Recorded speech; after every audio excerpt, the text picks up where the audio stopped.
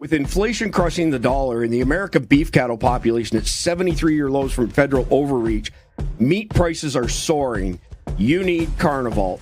Premium American freeze-dried meats, beef, chicken, pork, 25-year shelf life, no refrigeration, 100% U.S. sourced, grass-finished, zero mRNA, histamines, or antibiotics. Discreet brown box shipping for subscribers. Nobody knows you're prepping. Lock in today's prices before they skyrocket. Turn dollars into tangible assets. Black Friday special? Spend $99 or more at carnival.com. Get 3 free months on your Survival Dispatch Guardian subscription. It's already 50% off at $37.50 for a year. Then add 3 months free.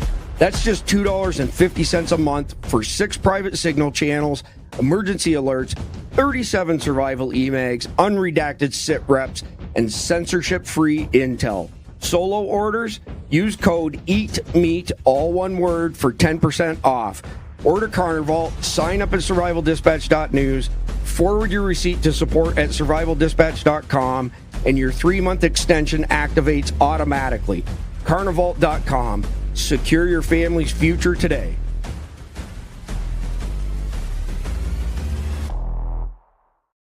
We are back. I'm Chris Evans, the CEO of Survival Dispatch, joined tonight by my good friend Jeff, MD, 26-year CIA case officer, a.k.a.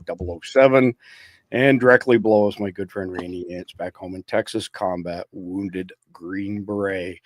And we are back tonight with the next episode in our long war series. And tonight we're going to be discussing Latin America on fire and instability in general in the Western Hemisphere. However, before we get to that, we've got a couple things we're going to do. We've got the Command 11 sit rep to get through. So I think we maybe have half a dozen interesting posts or news articles to go through there. Khalid is starting to recover. For those of you who didn't catch it, he was stabbed in an altercation, lower abdomen on the right side. And it's only been the past 24 hours or so that doctors have cleared him to sit upright. So hopefully we'll see him back soon. Prayers are appreciated. I know he appreciates it. He's been pretty active in the Signal chat, answering a lot of questions. I know he misses you all, so we'll see him back soon. By the way, so the opening bumper tonight, the sale on the Guardian memberships, this is the first time and probably the last time ever until next Thanksgiving, maybe 50% off the annual membership. So $37.50 instead of $74.99 for an entire year. That ends at midnight Eastern time tonight, which is why I left the bumper the way it was a couple days ago, because we ended up extending it through to Cyber Monday's midnight. So with that being said, let's get into the conflicted question of the night first. For those of you not familiar with this, conflictofthegame.com. These are 14 card games set in post-apocalyptic scenarios. Most of the questions have some element of morality, hence the name conflicted. So I'm going to read this question. We want to see y'all's answers in the live chat or comment section, whatever platform that you're on. And the three of us will answer this question when we get to the end of the podcast. Sebastian was a Marine contemplating giving up his post in order to search for his brother. He knew the city his brother lived in was in chaos and destruction. If you had to look for someone who lived under these circumstances, how would you go about doing it? Interesting question. Very interesting question. And let me just quickly show you something as well. This is unbelievable, by the way. So these guys at Wasatch Wagyu sent me this ginormous bag of the best jerky I've ever had in my life. I got to show this to you guys. We don't get any affiliate money from them. They haven't paid me a penny. But they have sent us their products, and it's wasatchwagyu.com, and you can get 15% off with code SD15. But they said, what's your favorite? Because they sent me a small package before, and I said, man, that dill pickle is like off the chain. And you can see, like, this is the most pliable beef jerky I've ever friggin' had. It's put it this way. I hope my wife's not listening. I know she's on the road. I made a sandwich out of this because she said to me today, she said, you can't eat those for a meal. Those are for snacks. And I was like, yeah, okay, whatever. It's my Wagyu. Step away from the Wagyu. Step away from the jerky. So anyways, wasatchwagyu.com. I'm telling you, If you're a jerky person, I ain't never tasted anything that even comes close to that one. All right, let's get into the first story of the night. What will you say? Women's March org releases disturbing anti-ICE commercial. So disturbing doesn't even do it justice, but here we go.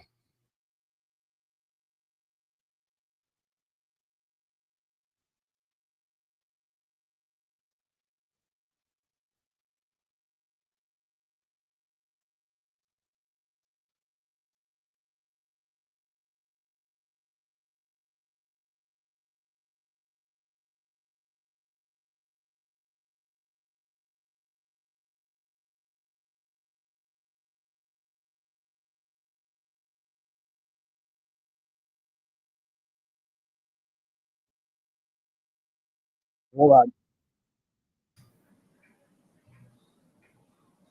Your children. All right, timeout. Operator error there.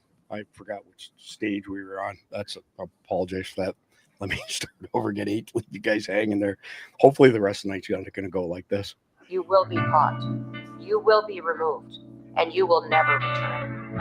Video to a monitor shows the moment ICE agents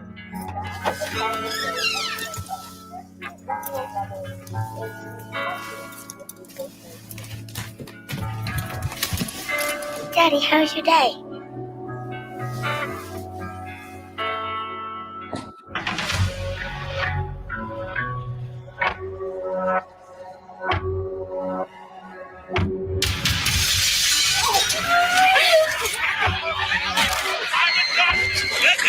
A mask can't hide you from your neighbors, your children, and God. They'll know. You can walk away before the shame follows you home. Daddy, how's your day?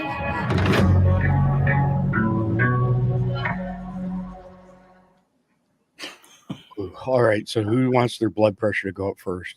Oh, I'll do this one. I would just say, Daddy, how was your day? It was great. I arrested about 50 illegals and deported their asses. I don't disagree, but the part that I find disturbing is this ratcheting up the temperature of the rhetoric. They've been doing that from the get-go. Yeah, exactly. Randy, you want to make any comments as far as the escalating just bullshit on the other side? Well, it's just ridiculous. You know what I mean? At this point, they're so desperate. But, I think that most people see through it today, where even just a few years ago, it was ridiculous how well that stuff worked. So at least we seem to be making some sort of progress. And, hey, I'm with Jeff, man. What a great day that would have been. If you didn't get shot or stabbed, it was a good day. Yeah, I don't disagree with that. So next one up here. So Minnesota social service workers slam Governor Tim Walz is 100% responsible for the massive fraud of $1 billion. And we're hearing now that it's actually more than that. So Tim Walz is 100% responsible for massive fraud in Minnesota. We let Tim Walz know of fraud early on, hoping for a partnership in stopping fraud. But no, we got the opposite response. Tim Walz systematically retaliated against whistleblowers using monitoring, threats, repression, and did his best to discredit fraud reports. Instead of partnership, we got the full weight of retaliation by Tim Walz, certain DFL members, and an indifferent mainstream media. It's scary, isolating, and left us wondering who we can turn to. So, Randy, since you're center stage, I'll come back to you first. Thoughts on Tim Walz and many billions of dollars going out the door to these invaders from Somalia? Well, what a douchebag. But we all knew that, right? I mean, it was pretty obvious from the onset. But I also thought, why is this just now coming out? Because obviously it's been going full steam for quite a while. And back when those 2 lawmakers were shot in his state, why didn't this come up? Well, I think we all know the answer to that question. It's an election campaign underway. Randy, I mean, how do you, in a small state like Minnesota, how do you hide billions of dollars being funneled to these scumbags? Well, they've got a racket set up, and they set themselves up as NGOs helping to feed poor people, but what they don't tell you is they're helping to feed, Al-Shabaab idiots in Somalia. Good point. Yeah, really good point. Do you want to just expand on that a little bit for the people who aren't familiar with Al-Shabaab? And Yeah, Al-Shabaab is an Islamic terrorist group based in the Horn of Africa. I mean, they're based out of Somalia. Okay. They're the ones from Black Hawk down and all that. They've been running parts of Somalia for decades. And what you're seeing in Minnesota is the Somali community is committing gross fraud and then taking the proceeds of that fraud. Some of it goes into their pocket, but the rest of it they're sending over to Somalia. And the Democrats are complicit in that. Again, you can't hide $1 billion in fraud. They had to have known about it, and they looked the other way because the Somali community is a consistent vote for them. They know that and they're not going to do anything to piss off the Somali community because that's 100,000 votes.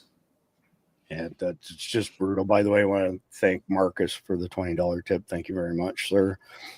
Randy, your thoughts on? All right, I already got your thoughts, didn't I? That's how discombobulated I am. Well, I mean, but right. It's $1 billion. Somebody had to have known. But when you look at all the scandals in the last 20 years, or even the guy, who was the guy that had the scam that told him he was going to give him $1 billion? He was a young kid, had the crypto that was fake. Oh, yeah.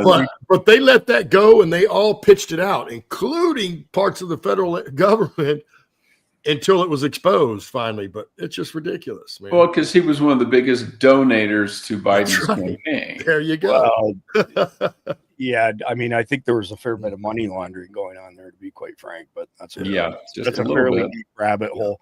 Yeah. Let's have a look at this next one. So, by the way, this is yournews.com, which is owned by our friend Sam Anthony.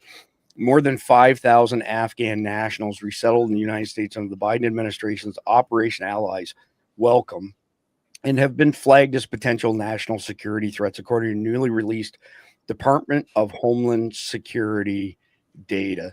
I asked our good friend JJ Carroll what he thought of that number, and he was like, bullshit. He was like, that's not even close to what the actual number is. No. Even if it isn't, even if that number's not bullshit, Randy, what's the kind of damage that many jihadis could do in, as far as acting like sleeper cells and hitting soft targets? How much damage can those 5,000 guys do? Well, let's just take the example from Mumbai, right? And that was only 10 guys or 10 how guys. many? Yeah. So 5,000, and we know it's certainly more, can definitely do a significant amount of more damage, the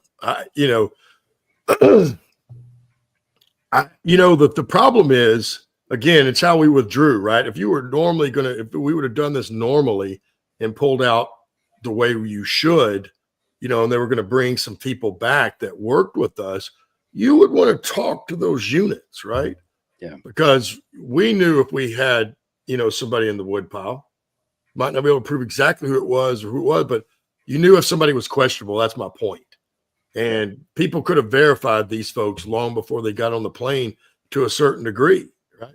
Because you get to know who they are, certainly when we've worked with them for several years. Now we had a good interpreter. Our best one, though, actually, and he's probably back there now, was from Dearborn, Michigan. Go figure. Yep. Go figure, right? Yep.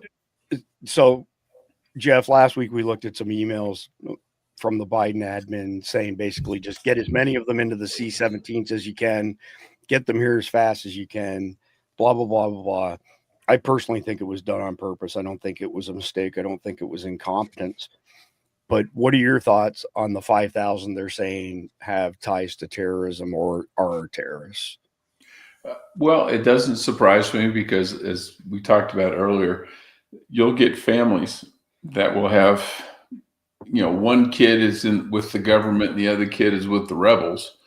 And that happened a lot in the Vietnam War. They would put one kid would be in the South Vietnamese army and the other kid would be in the Viet Cong. That way, whoever won, the family was covered. And they do the same kind of thing there. They hedge their bets. Isn't that just crazy? Like, Yeah, it is. But their loyalty is not to a country; it's to their clan. that's Their well, tribe. that's a great point. And for those of you not familiar with this, Mike Glover and I have another Substack called deaddropintel.org. Khalid's part of it. Sarah Adams is part of it. Ryan Geho is part of it. He just had a knee replaced, by the way, last week. So good thoughts towards him and his recovery be appreciated. But he wrote another excellent article. He's done some really great stuff on deaddropintel.org for us. Check this article out tonight or tomorrow on the Afghan evacuation. You want to see something interesting, by the way? Let's have a look at this picture. There are very few women and children. Like, you spot the odd one here and there, but this is the inside of one of the C-17. Not only that, man. You know what though? What really ticks me off. You know, I know we're putting equipment in there, but they would never let you pack this plane like that if we were flying out overseas. Would never happen. So that, in other words, they'd say it was over capacity weight wise, and it's dangerous. It's dangerous. Right. Yeah, don't disagree at all. So let's move on to the next one. Let's talk a little bit more about danger. This is Tom Brock, our ambassador to Syria and the Middle East in general, I guess now. The Saudi channel Al Hadath reports U.S. envoy Tom, that's the spelling mistake there, it's not Brack, it's Barak, conveyed a message to the Iraqi government that Israel intends to carry out an operation soon against Hezbollah, aiming to dismantle its weapons. He also warned Baghdad of a severe Israeli strike in Iraq if the Iran-backed militias intervene. I don't even know what to say about this guy. He's in way over his head. He's been kissing Jelani's ass in Syria. He's basically given the farm away. I mean, Jeff, your thoughts on Tom Brock? This guy's like the epitome of incompetence when it comes to dealing with terrorism and counterterrorism. To be honest, I'm not that familiar with him. I'm more familiar with Gorka, but yeah, we have a lot of guys who are working on foreign policy issues that don't understand the concept of evil people. That some people you don't want to negotiate with, right? They should just be eliminated. He doesn't. I mean, did you see when he was first in Syria with Jelani? He was like a little kid with a rock star or something. It was unbelievable. Yeah. It's just I've read about this guy, but I've never met him before. Wow, this is neat. Yeah. Khalid gets especially upset over this guy. Randy, I'm like, this guy's going to get smoked by the Israelis. He keeps running his mouth like that. That's what I would say. I mean, I've seen it happen before. Well, okay, let's do an audience poll. If you think that Tom Barak, our ambassador to the Middle East, is going to commit suicide by shooting himself 3 times in the back of the head, put a 3 in the live chat. If you think he's perfectly safe and you disagree with Randy, put a 0 in the chat. 3 shots in the back of the head from suicide. I'm with you on this one, Randy. I mean, but who does shit like this? If you're going to do that, you don't let it get out in public. Yeah, well, and it's so he let that information out before the attacks, right? Or yes, the operations. Yeah. That's just a bad deal all the way around, because he could start that. What's to say the next ambassador doesn't leak something out? You know what I mean? Or they leak some of our plans of what we're going to do. It's just as bad. It's just bad all the way around. And anybody in the federal government holding a position like he does damn well knows better. I mean, knows better. You would think so. Oh, he has to. Yeah. You just complete. But that's what I said we're at today. People can say and do whatever they want, and they think there's not going to be any real accountability. Well, because there hasn't been any accountability. There hasn't. That is a problem. I have to admit. Do you think, for example, we talked about Tim Walz 2 minutes ago. You think there's going to be any culpability from him? What's happened in Minnesota? Probably not. Absolutely not. It's all dog and pony show. It's just brutal. All right, next one up. I've got a few queued up from our friend Sarah Adams. So our government brought in the enemy. There's unfortunately so much more to come. The last time I saluted a fallen soldier was at Battleground Airfield, another hero killed by the Taliban and the poison they preach. We were told we would defeat them there so we wouldn't have to fight them here. Now they are here.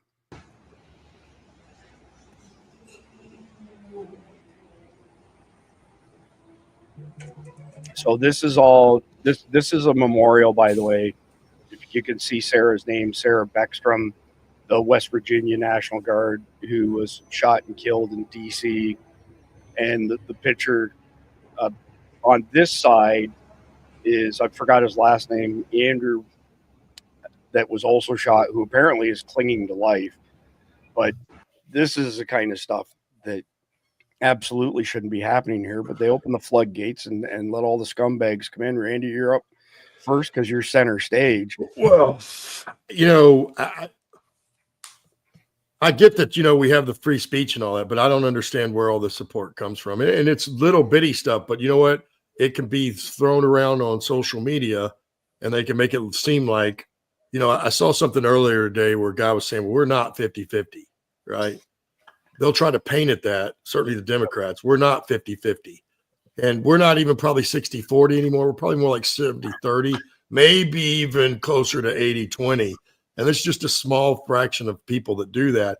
But with social media, it can make it be looked like, you know, there's a whole lot more support for it. Pisses me off too, you know, but same thing with the Charlie Kirk memorials. I'm not going to go mess up their memorial being a douchebag because I don't believe that it should be allowed when it's our people either. So it's insanity. So Jeff, excluding 9/11 2.0, and we have a fairly clearly defined attack window, mid-December to mid-February is kind of the gist of that. What else can we expect, though, in terms of these lone wolf or individual attacks that you think there's a possibility of happening in the near future? Well, I think there's definitely going to be more lone wolf attacks just because you're going to get these people. They're going to be listening to social media. They're going to be listening to the Democrat politicians. You know, they're going to be looking at those, like that stupid commercial that we saw earlier, and they're going to get frustrated or they're going to get angry. And they're not always the most rational people on the planet. They don't understand that this is propaganda and that they're being manipulated. They just react emotionally. And then they strike out. And then you add to that they're in a religion that says if you die fighting for the religion, you get to go to heaven and have all these, you know, big busted women sitting on the couch waiting for you. Just, you know, I understand why it's in there, because if you want to motivate your troops and you can't really pay them or do anything else, that's a great way to motivate them, I guess. But it's just stupid for them if they think that's actually the way it's going to be. Well, we already know what the IQ test looked like from that part. Yeah. They're not exactly rocket scientists. So this is a somewhat longer article from Sarah. I'll do my best to get through as quickly as we can, but it's important information. So it's time to shift mindsets. Every active shooter is a potential suicide bomber. Be wary of black puffer coats, as they're one of the easiest garments to conceal bombs inside. And Al-Qaeda has shown that repeatedly, including in their December 2023 video, teasing their upcoming Homeland plot, 9/11 2.0. At least 10% of the attackers in the Homeland plot are expected to be suicide bombers. That means you can't treat an active shooter as just an active shooter anymore. You must assume he's also a suicide bomber, because that's exactly how they designed it. Here are some basic SOPs for civilians and venue staff when a shooter may also be a suicide bomber, SOP being standard operating procedure. Distance is survival. If a bomber is still mobile, the blast radius is the threat. Move away and create as much distance as possible, 30 to 50 feet minimum, 100 plus if available. Number 2, don't rush to help the downed attacker. If the attacker drops, do not approach. Many vests use dead man switches, pressure triggers, delayed chemical binaries, or can be remotely detonated by an overwatch. 3, also in the same vein, don't dogpile an attacker. Limit engagement to one to three responders to reduce the risk of additional casualties. Focus on controlling the attacker's hands. The most critical element in any close quarters fights is using firm targeted restraint techniques to prevent detonation or access to a weapon. Number 4, avoid choke points, stairwells, elevators, and bottlenecks become kill zones in a blast. Keep moving forward toward open space and hard structure. Number 5, expect secondary devices. Al-Qaeda doctrine routinely includes follow-on blasts, treat abandoned bags, jackets, or dropped items as potential IEDs. Number 6, clothing behavior mismatch matters. Watch for heavy coats indoors or in warm climates and for uneven weight distribution inside of clothing. Also watch for attempts to evade placing items on belt scanners. Number 7, choose hard cover, not concealment. Concrete pillars and engine blocks save lives. Drywall and furniture do not. So just in that vein, if you were to stand behind your trunk of your car, for example, that is concealment. That is not cover. Standing behind the front of it where the engine is, that's cover. That's, you have some protection there, unless they have a 50 BMG point at you. All right. Number 8, communicate the right words. When calling 911, say active shooter, possible suicide vest. It triggers an immediate tactical shift in response. Law enforcement around the country have been preparing for this scenario. Give them a leg up with concise reporting. Number 9, control the flow. Push crowds away from the attacker, not toward him. Prevent panic surges toward gunfire as suicide bombers seek density. And number 10, after evacuation, don't cluster. Most mass casualty terrorist attacks anticipate crowds gathering outside. Move far and disperse. Attackers often plan waves, and clustering makes you a target for a secondary attack. And last but not least, number 11, bombs may contain caustic chemicals. Steer clear of the area until a full hazmat assessment is completed. If you feel weak, dizzy, or unwell, seek medical evaluation immediately. So coming right back to you, Jeff, how prepared do you think first responders are for the prospect of an active shooter or somebody who's attacking an area to have an invisible suicide vest? Because I'm not super hopeful on this one. Well, it's going to vary based on where they are and what their experience level is. If it's DC, if it's New York City, places like that have dealt with terrorism before, they're going to be more likely to respond appropriately and know what to do. But you go to some small town in some backwater place, they've never dealt with that before. You know, the biggest, threat they deal with is 2 gangs shooting up a street corner. Any thoughts, Jeff, on how churches need to adapt to this, since churches are a soft target? Generally. Yeah, they need to get away from this no guns in church nonsense. If you've got a defense force inside your church, them not being armed is, what are they going to use? Harsh language? Right. Yeah. It's like, come on. If someone lays deadly force on you, you got to be able to respond in kind. You just say, read the freaking sign, gun-free zone, get out of here. That's right. We're going to have to sue you because you carried a gun into our church. Yeah, and then everything's just fine after that point. Randy, I'm curious, when you were in Iraq, was there, did you see a lot of people with suicide vests that posed danger? Did they stand out or not? And what was your experience overall dealing with people with these, suicide vests on? So I never personally had to deal with one, but there were cases, mainly with vehicles, right, where it was a V-bid and that person would punch it and head straight for the gate, which in all instances would be, something that was zigzagged or switchbacked, regardless. But it wasn't as prominent as it is today. The V-bids were more popular. People weren't walking in with vests in 2003 when I was there during the initial invasion, and certainly in 2006, that still wasn't happening. It was more roadside stuff, or if it was going to be something blowing up, it was a vehicle. And so that's what we had to deal with. What I would say is, first of all, if I was there, I'm not going to say exactly what I would do because I don't ever want to be held liable if somebody actually does it. I don't want to get us kicked off. But I will just say, if one of them goes down, you don't go check that guy. There is a way to check them safely. Use that method. And just read between the lines there, because you can do that from a distance. Just make sure nobody's around them or on the other side of them from where you are. And you can check them all you want that way.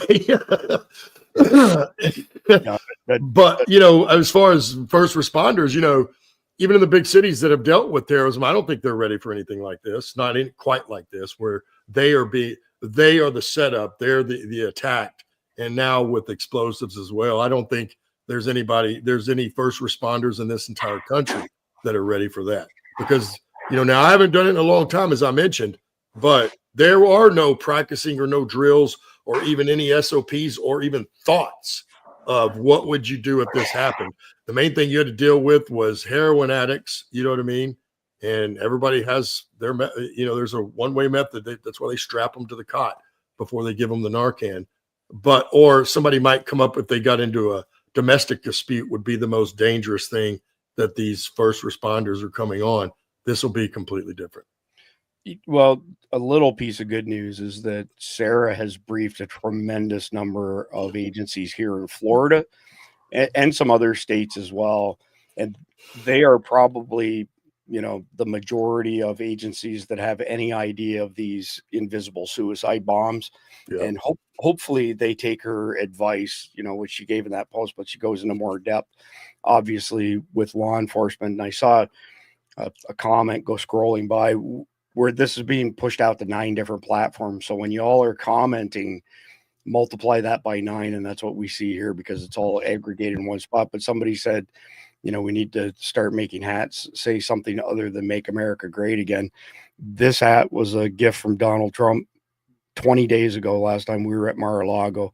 It says "Make America Pray Again," not "Make America Great Again," just to say it's not a MAGA hat. Not that I have anything against MAGA hats, but I have 2 hats that have been gifted to me by Donald Trump on our 2 trips to Mar-a-Lago.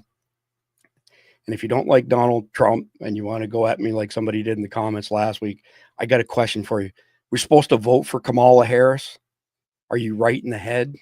Give me a break. There's no such thing as a perfect person. Everybody makes mistakes. But if you think that we should turn tail on Donald Trump because we were better off with Joe Biden, Obama, Hillary, and the rest of them, this is not the channel for you. Trust me, not at all.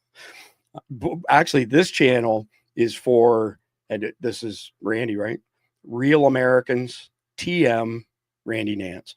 That's who this channel is for. So this one here is super long. I'm going to just hit the high points across this as far as the content. And then this is the end of our sit rep. Will be in the main topic. So the last mile of preparedness. I'm going to put this one in the live chat as well, the link for y'all. We are reaching the end of this series of tips to help you prepare your family and your community for Al-Qaeda's current homeland plotting. Many of the tips are saved under my highlights tab. If you missed them, you already know what you need to do. It's time to stop waiting for another round of guidance and tighten up the plans you've already put in place.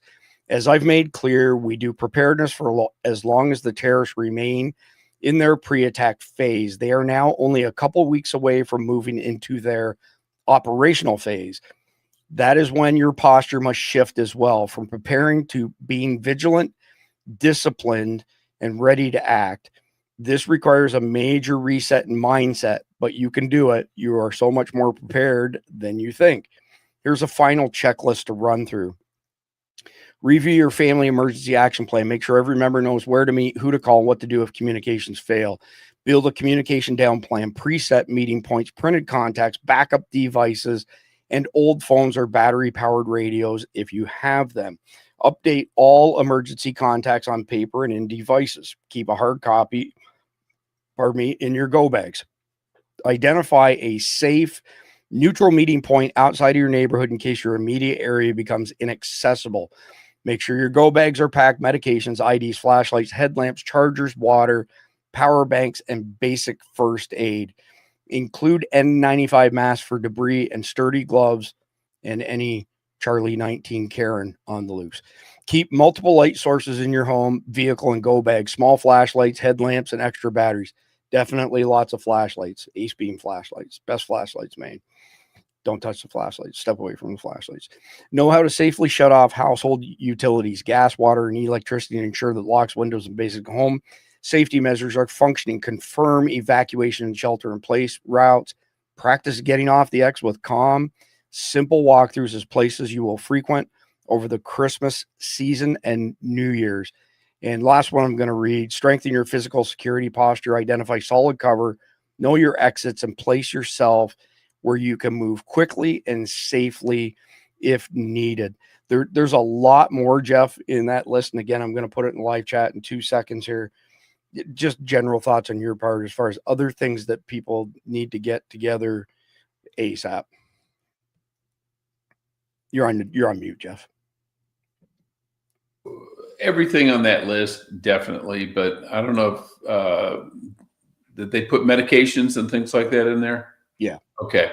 Yeah, probably under first aid. But yeah, you got to think about anything you use every day or every week, you need to have.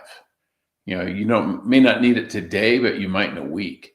So yeah, you really need to just kind of look at your life and say, okay, what do I do? What's my routine? What do I need? What do I eat? What medicines do I take?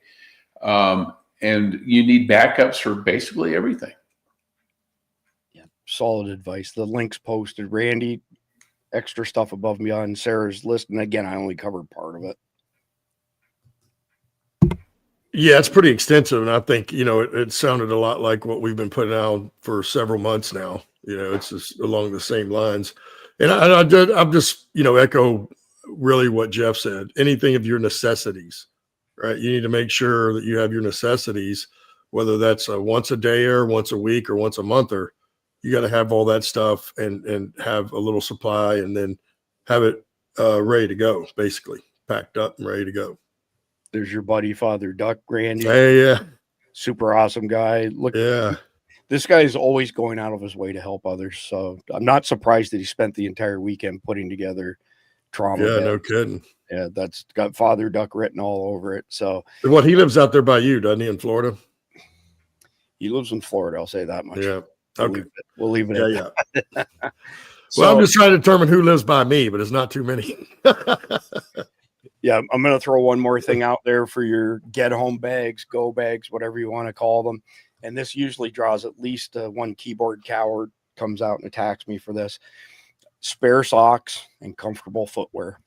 Ask anybody who has been stranded. Ask anybody who has served in the military, whose feet got wet and blistered, what they would have given for a pair of dry socks. And see, Randy's giving us the salute there. Your feet go, you are done. You are cooked like dinner. So if you're wearing business attire, for example, and you've got whatever loafers or something on, you better have a comfortable set of boots or shoes that you can change into. Highly recommend that you have several pairs of socks. They don't take a lot of room and they're invaluable, especially when you're on the Ankle Express trying to get home because you can't drive anywhere. So with that being said, that's it for tonight's sit rep. Now we're moving to the main topic of the night: Latin America on fire, Western Hemisphere instability, narco-states, insurgencies, and the next migration crisis. Don't think that there won't be another migration crisis. There absolutely will be at some point in time in our southern border. So if you look at intelligence experts, so Sarah, who we just mentioned a bunch of her stuff, Khalid from Command 11, Jane Doe, who we're still in touch with, but she's gone way underground, are tracking coordinated sleeper cell positions across multiple cities and states. And they're all ready to attack, essentially. As Sarah mentioned, they're getting ready to move into their operational phase. It's that window between mid-December, mid-February. So this is episode number 65 out of 144 episodes that Khalid and I wrote.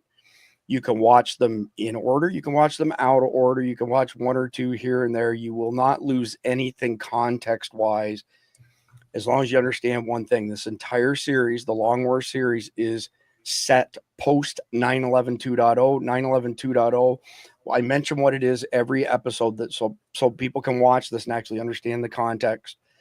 It's complex coordinated terrorist attacks on 10 to 15 tier 2 cities.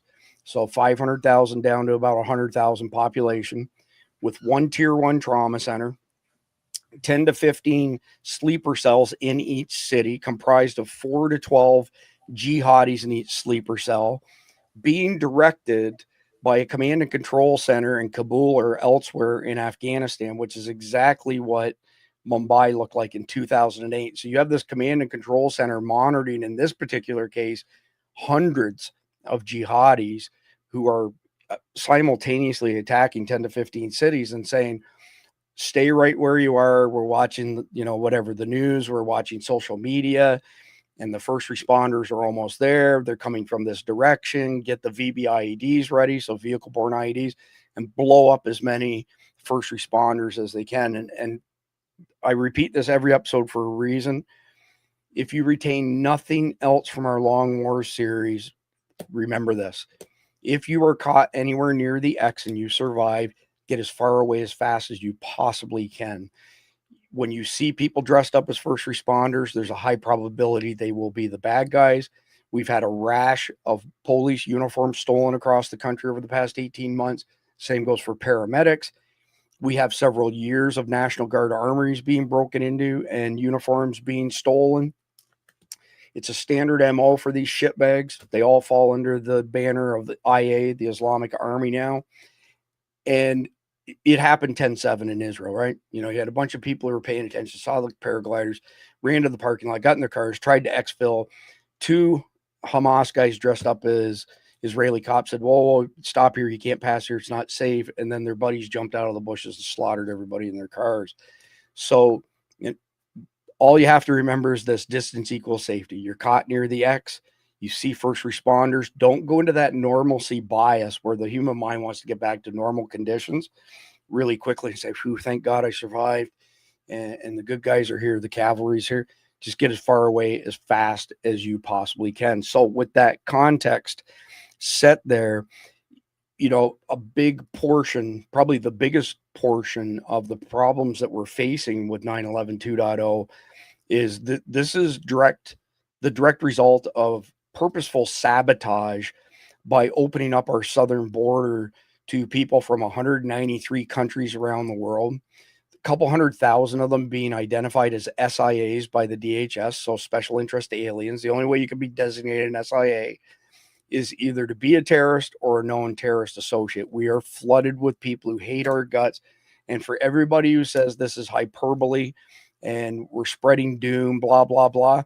Okay, so if you think that we left the doors open for 4 years, got flooded by millions, tens of millions of people from third world shitholes, many of whom hate our guts, and there's going to be no repercussions, God have mercy on you. That's all I got to say.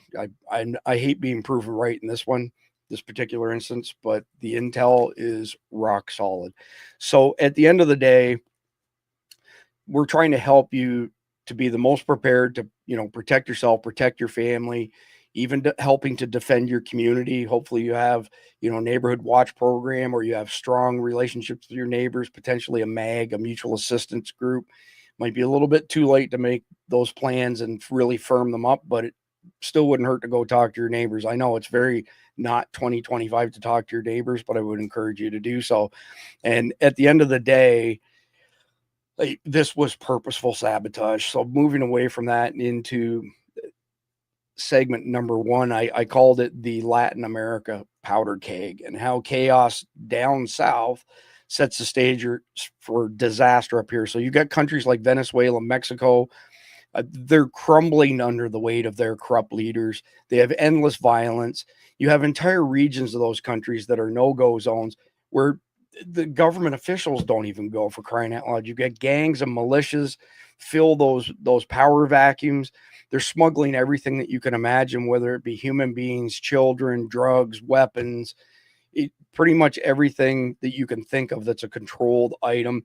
And that stuff is still coming across the border. Don't think for a minute because we've locked down the border to immigration, nothing's coming across the border. There are a gazillion different ways they're still smuggling children and weapons into our country, drugs as well. So at the end of the day, we are now left holding the bag with this mess created by the illegally installed Biden administration. And I dread to think of what this is going to look like as far as the future for us is concerned, but we're doing our best to dispatch information so that y'all are safe as possible. So with that being said, Jeff, I want to come to you first and ask you from your perspective, what are the biggest signs that some Latin American governments are losing complete control of their countries to the criminal element and the terrorist element, which of course they're joined at the hip? You're on mute, Jeff. Well, you can see it in Mexico when they're basically just refusing to enforce the law. And what you're also seeing in Mexico now is the citizenry are holding mass protests across the country to protest violent crime. And the reason they're doing that is because their government isn't doing squat about it. The people are getting fed up. And you think about it, the cartels are extremely violent people. They're armed to the teeth. They have no reluctance to just slaughter people out of hand. And yet these people are risking their lives to go out publicly on the streets and call for action against the cartels. That means the government is just useless. Yeah, it's useless is a good choice of words. We've covered on previous episodes ad nauseum that Hezbollah in particular has been joined at the hip with the cartel since the 1990s, but all of them have teamed up together now. The enemy of my enemy is a friend of mine. So next question for you, Jeff, is how does just your average everyday person in Latin America survive in this craziness? Because everything that I've read and studied says that there's 99% of crimes never reported. People disappear, never to be found. I mean, well, it's like living in Chicago. Touche. Your bicycle gets stolen. Oh, well, you don't even bother reporting it because it's not big enough to file an insurance claim on, and the police aren't going to do squat. The only things you really report are stolen cars, so you can get a police report, so you can get some insurance on that. But yeah, a lot of those places, they're very insular. They just try and keep to themselves. They take care of themselves. Maybe they have a neighborhood that's safer than the ones around it, but do they rely on the government for anything? No. Yeah, good point. So Randy, I mean, you're kind of at ground zero being in Texas, North Texas, still close. I'm curious what comes to mind immediately as far as examples of the open border policy already costing Americans their lives, or, being raped, those sort of things, and having lifelong consequences. What comes to mind for you as far as examples of that? Well, we've had a few lately, you know what I mean? Not just the young women that were killed by black guys that have, so many arrests, they shouldn't even be out at any point. But we've had a lot of illegal aliens do the same thing, right? And it's all intertwined in the middle of all the news stories, but that's the biggest right now, like in your face. But, I would say that, you look at down south, how things are going, and we're not far behind them. A few years ago, heck, even during our youth, or certainly 20 years ago, if anybody said we would start resembling Mexico, I would say, that's never going to happen. That's impossible. It cannot happen. But now that we're not, in many places, not upholding the law here either, right? And that's part of the problem, because upholding the law would have kept the border closed, right? We would have vetted people, and those that committed crimes or bad people, we would not let them in. But we haven't, apparently that's not what happened. So here we are. If you had a genie in a bottle and you released the genie, Randy, and they gave you one wish, and you had an opportunity for one wish to mitigate the effects of our border being thrown open for 4 years, what would that one wish be? Honestly, mine would be that we deported every illegal alien here, down to the very last one. I hate to say that, because people will, certainly in the Spanish community, and in some respects, we've had people here for decades that aren't citizens that have abide by every law, work. Now, they probably didn't pay taxes. I know they'll try to tell you now that illegal aliens are paying taxes, but we know they're not. That's just ridiculous. For one, they get paid under the table. They get paid cash. And so, the other part is, you look at our hospitals and that are getting full, schools that are full of kids, that are too many kids per per teacher. Mhm. All that would go away. I mean, I don't know that we could accurately paint a picture right now. If we could all of a sudden, just like a genie, snap our fingers and every illegal alien was back in whatever country they came from, the difference it would make here would be night and day. It would absolutely. That's a great wish, Randy.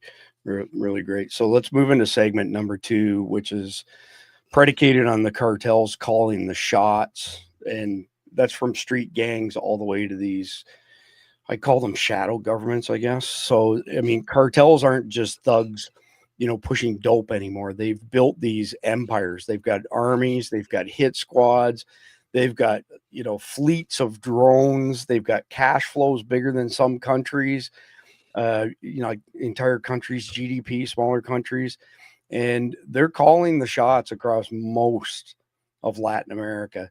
And they bribe all of the politicians. I'm not telling you anything you don't know. We've known this for years, but I mean, everybody's afraid to say anything because, again, the prospect of being maimed, tortured, killed, and disappeared. And at the end of the day, it's only accelerating. I would argue that it's accelerating also because maybe we did manage at least to mitigate the flow of illegals into the country, which has created a whole host of problems, by the way, for Mexico, Guatemala, etc., because the people who were coming this way have ended up settling there now and put a strain on their shaky infrastructure. But you don't have to look very far to find multiple examples of these rival gangs and cartels, executing people in broad daylight. They turn public spaces into kill zones. And it's in the headlines almost every day when you look at Latin America countries, and they're getting bolder as time goes on. And now they're using the old smuggling routes, not the new ones where they just walked across the border, but the old smuggling routes to continue to bring their stuff here. Whether it's drugs, weapons, child sex trafficking, whatever the case may be. Before I go to Jeff for the first question, here's a great example that we have firsthand intelligence on and have had it for a couple of years. The cartels take containers, they load them up full of trafficking victims, they bring them through the Gulf of America, up the Mississippi Delta, and in the middle of the night, they come ashore somewhere in one of the tributaries like the Missouri River, Tennessee River, etc. The Mississippi Delta, all the feeders, you can hit approximately 60% of the lower 48, and they unload them under the cover of night.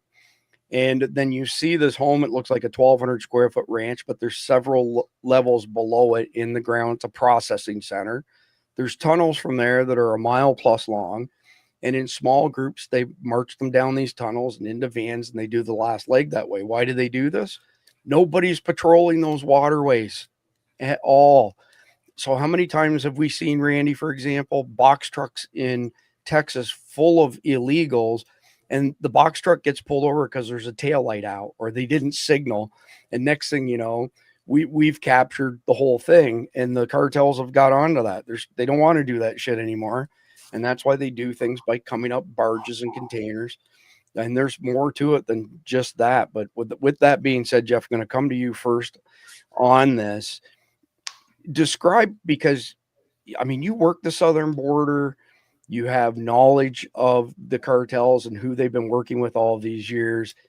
What's the evolution of cartels look like as far as being small-time dealers to running entire parts of Latin America? I mean, it's incredibly, if you think of the timeline, what has it been? 40 years, 50 years since the 80s? Probably less than that.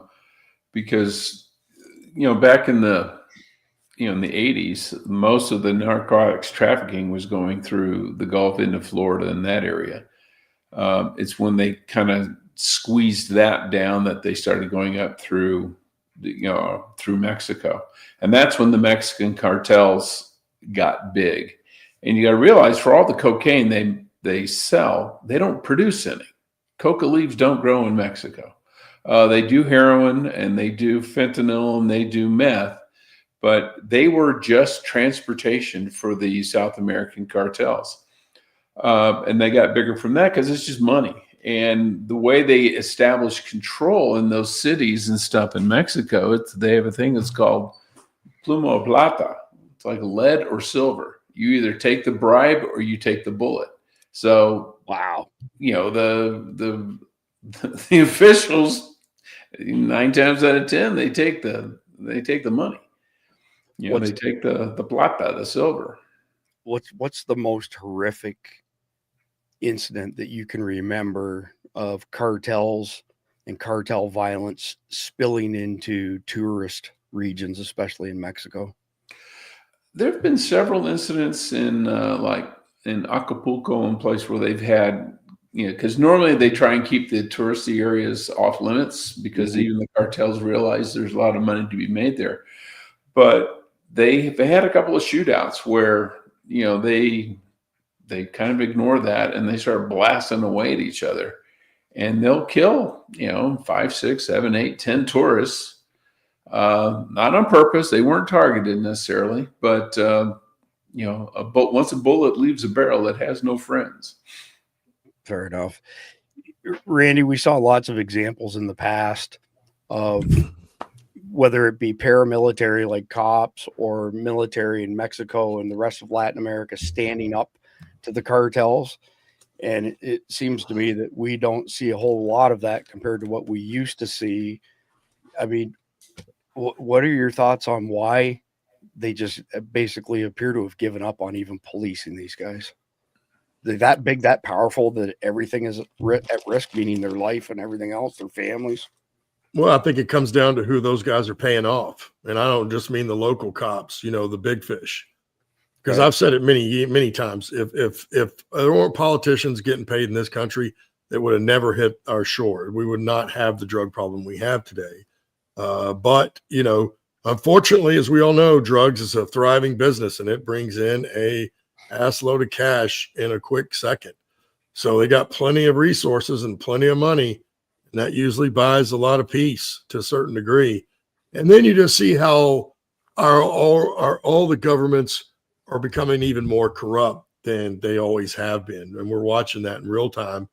So let's take Mexico for example. The Mexican president has probably been getting paid by them for decades, probably installed by them for decades. Yeah. So when you have the president paid off, what's Mexico going to really do about it? Nothing. That's just and it filters all the way down. And all these years have gone by. You mentioned it's just the problem and the momentum built in that direction. It's never been curbed off or stopped. Totally, for sure. So, well, I think it comes down to the money more than anything else, but it also comes down to what Jeff mentioned. They don't have a problem killing people. You get in their way, they will kill you. There's no, and in a horrific way, they make an example out of people. So that's actually where I was going to go. Earlier this year, the leader of the TDA gang, Trenda Aragua, put an order out that said shoot American cops on sight. If you get into an altercation, just shoot them. I don't know that we've seen that en masse happen, but what's your prediction if that does start happening en masse before 9/11 2.0? I'm sure after 9/11 2.0, it's not going to be near as rare, but imagine tomorrow you heard TDA killed a few cops. What's the fallout from that? What's the fallout? Probably not much. They'll arrest those guys, or maybe they got killed in the shootout too, but that'll probably be about it. It doesn't ever seem to go any farther than that. Although I think it should. We all think it should. The problem is, there's too many people. Again, I just go back to the same old issue, because federal agencies are doing the same thing. They're getting paid by those folks, and you're talking about big money. I read something the other day that this Venezuela thing is part of those trafficking lanes that have been around for years, for decades, that have been protected also by folks that you would expect to arrest those folks, right? And so I think it's just the maturing of that. Sooner or later, it was going to get to this point.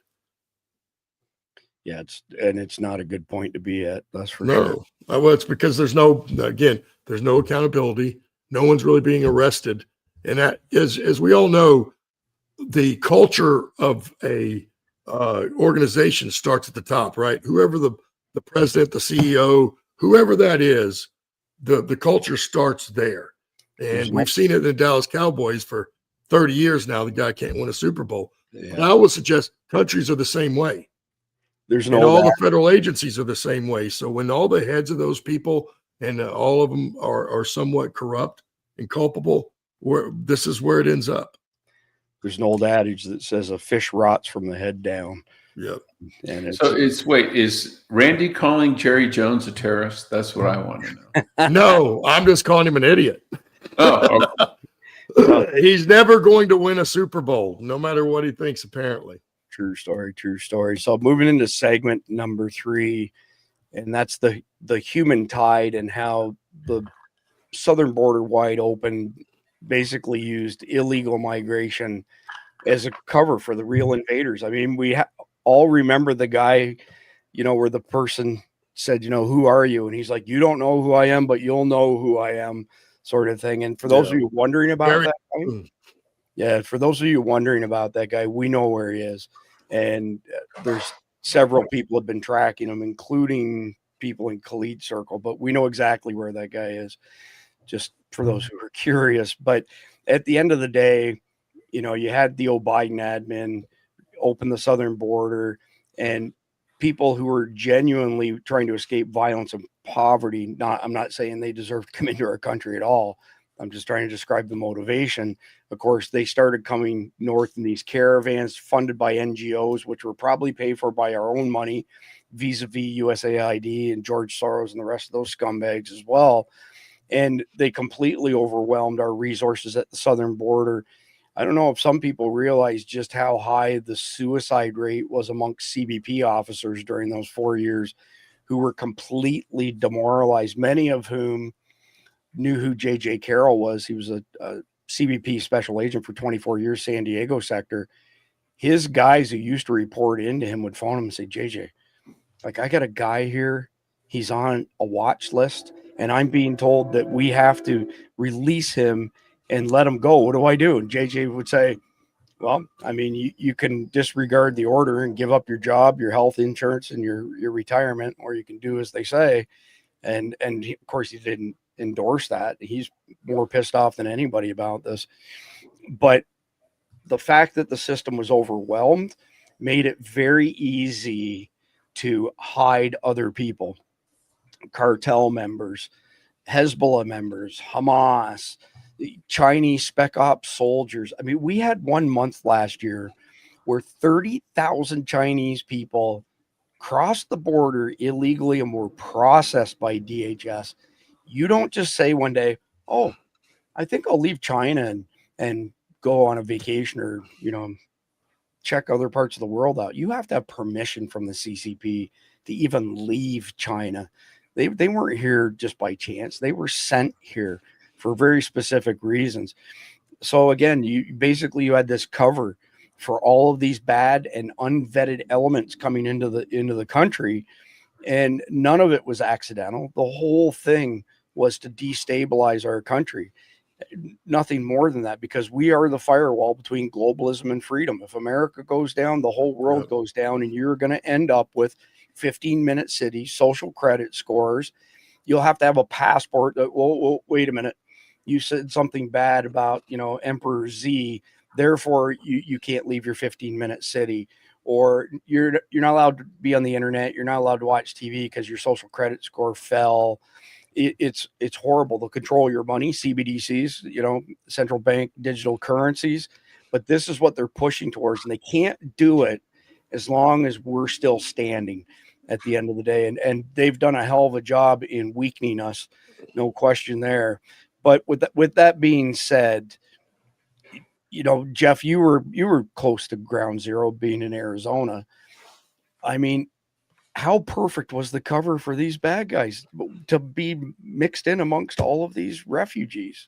Oh, it was, you're a needle and they're the moving haystack. It was, and plus no one was checking anyway. They would just wave you through. Okay, here's your court date 9 years from now where you got to go show up. And then they would just disappear. Oh, by the way, here's a credit card and here's a phone. Have a good time. So it's the dumbest thing on the planet. Big time. you worked, the southern border at one point in your career. I mean, how hard, when you have that volume of people, how hard is it for the people on the border from an authority perspective like CBP to discern who's a bad guy and who's not, unless we had some sort of biometrics on them, like fingerprints or something? It's almost impossible because, they're going to show you a driver's license. Well, it's Mexico. You can get a driver's license that says, that you're Adolf Hitler if you want. And the biometrics don't mean squat unless we've collected it. Like I know when I was in Afghanistan, the FBI came through and went to the prison up in Sheragan and did fingerprints, photographs, and DNA on all the Pakistani Taliban that were in the prison, because they said at some point those guys are going to get out, and if they show up on our doorstep, we want to be able to say, nope, not you, buddy. Well, they probably came through because no one checked. Yeah, it makes me shake my head every time I think about it. So, Randy, being in Texas, I know you're in North Texas, but and I know you got people in South Texas that you talk to and that you're friends with. What have the changes been like to those southern towns in Texas as a result of the 4 years of just massive invasion? Well, I think before that, even with the cartels, it's gotten quite dangerous. I remember growing up here, you probably do too. And certainly I was further south. I did not grow up in North Texas, but people used to go from Texas all the way to the border towns all the time, every weekend. In fact, it's cheaper beer. It was a good time. It was cheap. All of it was cheap. And so people used to do it. And that slowly dried up and stopped even before the 4 years of influx. But that certainly exasperated the issue because, as you well know from Doc Pete and some other guys that have been down there, all those ranchers down there are having serious issues. And they can't really do anything about it, or, they're going to get killed, basically. They do what they can down there, and they're trying to do everything they can. But as we've mentioned, the cartels have grown up. And we also know that, it's not, as you mentioned earlier, you were asking Jeff, and we talk about, where they were. Like when we grew up, even the cartels were just thugs and drug dealers. That's what they had grown up that way. They came up in the system selling drugs and doing whatever. And then the next thing you know, they're big cartel. Well, now those are, Mexican special forces guys that have taken over because the cartels first hired the Mexican special forces to protect their stuff. And, those guys turn around and say, well, why are we doing this for them? We can just do it for ourselves. So now you've got a professional group that are cartel members that aren't just regular civilian criminal drug dealers. So how did those Mexican special forces guys get trained, Randy? Well, we have done, not my group, but but there's a group for South America. And, but we did the same thing in Iraq. I was there. I trained Iraqis, that could have became ISIS, and who knows where they are today. But the fact is we trained those folks to a certain level anyway. Well, and some of them even got their training here in America because they signed up for our military or law enforcement, got the training, and then went back to their home country and shared that information with their fellow shipmates. Well, and even as our military, we allow other foreign soldiers to come over and train with us.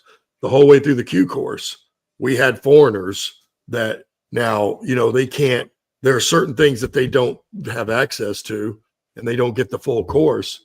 But they were able to go through the Q course or certain parts of it with us as a foreign officer, and then get their tab and going back to their country. Yeah, it's unforgivable in my mind. I don't think we should be training anybody like that. But that's the first three segments of the main topic tonight. We've got 2 more segments to go. Quick reminder, if you go to survivaldispatch.news, our 50% off promotion on annual subscriptions for the SDN Guardians ends at midnight Eastern time tonight. So normally it's $74.99, which gets you 2.5 months for free versus paying $7.99 a month. At $37.50, it's about $3 a month, obviously $3 and whatever, 10, 12 cents. But if you go to carnivault.com and you buy $99 or more in product, and you forward that receipt to support@survivaldispatch.com, we will tack on another 90 days on top of your membership if you buy a membership for the Guardians tonight. So that would be 15 months for $37.50. It's $2.50 a month.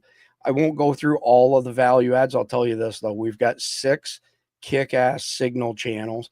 Why is it on Signal and not a platform? Because we can't be censored or deplatformed in Signal, which has happened to us on other platforms. Number one. Number two, I come from high tech.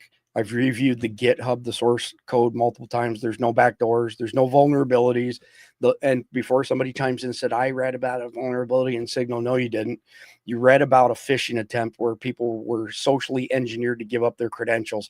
Has nothing to do with the software code that's on Signal. So we've got one chat or channel called the Guardians. 12,000 messages a week go through that. We have another one called SDEN, Survival Dispatch Emergency Notification System. If we send out an emergency notification, and it's ironic, the national emergency broadcast system went down last week in a bunch of states. It goes out to the SDEN's channel on Signal. It goes to the person's email. It goes to our Substack at survivaldispatch.news. And if you buy the POC radios, it goes to them as well.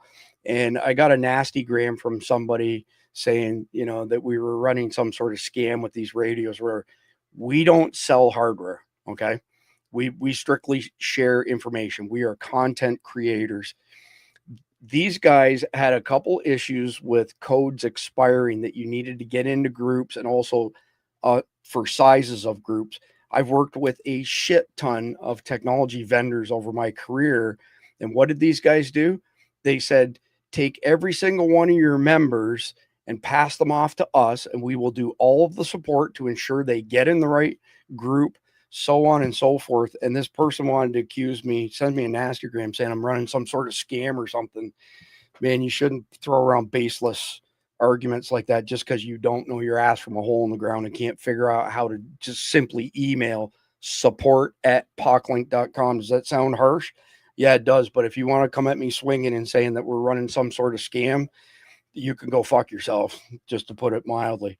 So with that being said, $37.50 for 1 year memberships, ends at midnight tonight.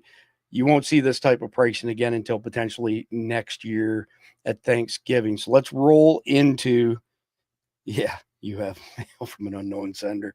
Click on attachment. That's exactly great. Well done, Alaska. This is what a phishing attempt is. So you get an email from somebody and they say, we need to verify whatever. And you click on it, and it's a spoofed page that looks like whoever the company is, PayPal or something else. And they say you have to log in to make sure you're okay. Well, as soon as you type your username and password in, the bad guys have got your information, and now they use it to take over your ID, et cetera, et cetera. That's what a phishing attempt is. Thank you for bringing that up, Alaska. All right. So with that being said, let's get into segment number 4 tonight, which is enemies in the shadows. So sleeper cells waiting to strike. So think many, many years of wide open borders, not just the past 4 years, but especially the past 4 years. These networks of terrorists and gangs and cartels, they have literally dropped off teams of professionals, like Randy said, in everywhere you can imagine across the country, whether it be tier 1 cities, tier 2 cities, close to important infrastructure. I mean, we are literally invaded. The enemy is here, and the enemy is just waiting to be activated. And what do? It's like Randy said, they come across the border, they have a credit card, Jeff said, pardon me, and a number, and they call the number and say, yeah, it's Muhammad, whatever. And they come and they give them instructions. They go somewhere. Those bad guys have been living indoors ever since they got there, never showing their face. And the people who are their enablers, they look after getting them their food and everything else. And they don't step foot outside the door. Nobody even knows where they are. They don't even know that they're here, for crying out loud. I mean, there's zero intel on the vast majority of these people who've infiltrated or invaded our country. And these are not lone wolves. These are coordinated packs and coordinated from afar. And they're just waiting for the go button to be hit, which again, that attack window is mid-December to mid-February right now. And it's looking like it's going to be sooner rather than later based on all of the chatter. But let me just share a little piece of information with you. In the past, when sleeper cells were identified somewhere, regardless of the country, they were identifiable because there were multiple individuals in close proximity in contact with known bad guys in the Middle East that we knew were from ISIS, Al-Qaeda, Taliban, whatever the shitbags they were. And when you have communications coming in, let's say from Kabul to a bunch of people at one geographic location, it's kind of like, we probably have a sleeper cell here. The way the cells have been set up this time around is that if you had a cell, let's say had 4 members in it, one of them's Taliban, one of them's ISIS, one of them's Al-Qaeda, the other one's TTP, ISKP, whatever, all these different groups, it makes it really, really hard to use the intelligence from a communications standpoint to hone in on it and say, holy shit, this is a sleeper cell. Makes it a whole lot harder to identify that way. And, probably the scariest part of this is the vast majority of Americans walk past these people now daily, totally clueless that the guy next door, whether he's in hiding or not, is part of this entire plot, whether it's a suicide bomber or an enabler who's looking after them. We have outsourced our safety for way too many years. People have become too complacent. We've built the most permissible environment in the world, and it's fixing to go 180 degrees the opposite way. So with that being said, Jeff, I'm going to come to you first. And when I say sleeper cells in America, what's the first thing that you think of? Well, I just think of the terrorist groups. I mean, I'm not worried about narcotics sleeper cells. They're pretty much wide open anyway. But yeah, I think about, Al-Qaeda, Hamas, ISIS, Hezbollah, all the usual bad actors. But they can get into a community, especially if you have a community that has a relatively sizable Arab contingent to it, so they'll blend in better. And they're there. And a lot of them, though, you look at, they can pass as Hispanic, they can pass as all sorts of stuff. Depends on the length of their hair, whether they shave their beards. If they're trying to look like, they can look like a Pakistani, they could look like an Indian, it's hard to just walk up to them and say, okay, yeah, you're an Arab terrorist. They don't have to come off that way. Let's just assume that the feds were actually paying attention. What's the biggest stumbling block that they have to identifying these guys? Well, even if you get the guy's ID, you get his name, his passport, whatever. You don't know necessarily that they're terrorists. Those could be fake passports. Those could be, pick somebody who has kept their nose clean, to where they're not on a list. Other than being, okay, yeah, he's Egyptian. Well, there's millions of Egyptians who are, perfectly normal people going about their lives. It's the handful that are the Muslim Brotherhood and people like that you need to find. And if you run traces and there's nothing there, what are you supposed to do? It's nothing you can do. Yeah. I mean, and this is in your wheelhouse. So Randy, coming to you next on this part here. What of all the soft targets in a city, what do you feel the most, vulnerable soft sites are, attack sites?